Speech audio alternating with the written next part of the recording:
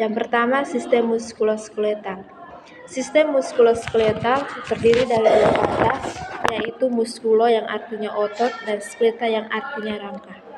Sistem muskuloskeletal merupakan penunjang bentuk tubuh dan bertanggung jawab terhadap pergerakan. Sistem ini terdiri dari tulang, sendi, otot, tendon, dan ligamen. Di sini saya mengambil sistem muskuloskeletal yaitu pada tulang. Tulang merupakan organ yang memiliki berbagai fungsi, yaitu fungsi mekanis untuk membentuk rangka dan tempat melekatnya berbagai otot. Yang kedua, sebagai tempat penyimpanan mineral, khususnya kalsium dan fosfor, yang bisa dilepaskan setiap saat sesuai kebutuhan. Yang ketiga, sebagai tempat sumsum tulang dan pembentukan sel darah dan fungsi pelindung organ-organ dalam. Berikutnya ada dua komponen dalam pembagian tulang, yaitu aksial dan apendikuler. Di mana aksial yaitu pada tulang tengkorak, leher, kemudian bagian dada sampai ke tulang ekor. Sedangkan apendikuler adalah bagian anggota gerak yang mulai dari lengan tangan, telapak tangan, tulang paha, tulang betis, dan kemudian sampai ke telapak kaki.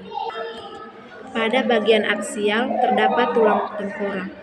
Bagian-bagian dari tulang tengkorak yaitu tulang dahi atau os frontal, tulang baji atau os sphenoid, tulang tapis atau os ethmoid, tulang air mata atau os lacrimal, tulang hidung atau os nasal, tulang pipi atau os sigomatik, tulang rahang atau os maxilla, tulang rahang bawah atau os mandibula, tulang kepala belakang atau os occipital, tulang pelipis atau os temporale, dan tulang ubun-ubun atau os parietale. Yang kedua, sistem persarafan. Sistem persarafan adalah pusat kontrol tubuh, pengaturan, dan jaringan komunikasi yang mengarahkan fungsi ke organ dan sistem tubuh.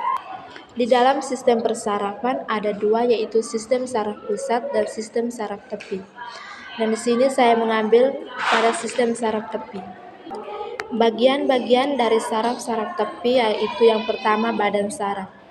Badan saraf merupakan badan yang paling besar dari sel saraf dan mengandung inti tunggal.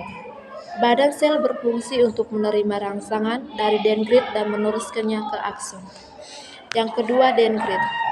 Dendrit merupakan serabut sel saraf pendek yang bercabang-cabang dan merupakan daerah reseptif neuron yang berfungsi untuk menerima dan menghantarkan rangsangan ke badan sel. Yang ketiga, akson. Akson disebut juga neuron yang merupakan serabut sel saraf yang memanjang yang merupakan penjaluran dari sitoplasma badan sel. Di dalam neurit atau akson terdapat selaput myelin, sel sakwan, dan modus neuron. Selubung myelin atau SAT nipotein yaitu SAT yang membentuk selubung multilayer di sekitar akson yang membantu dalam kecepatan konstruksi arus listrik yang melewati badan. Dan yang terakhir adalah sinapsis.